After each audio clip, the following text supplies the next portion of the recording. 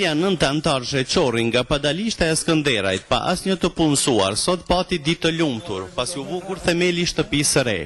Kryefamiljari Tahiri ish ushtari UÇK-s u shpreh mirënjohës për ata të cilët ndihmuan në këtë aksion.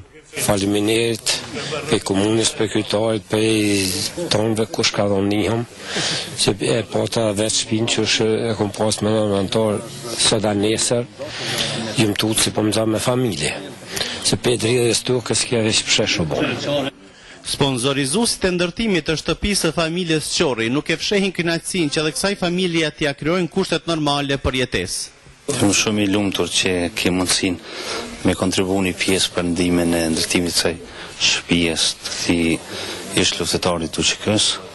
Me pomë dhe filmi e pomë dhe shtëpinë e vjetër të është e krish, s'me është edhe rrezik me jetun të. Unë jam që sot në përnepet rastit që ta qesim gurë themelin në kësa shpije.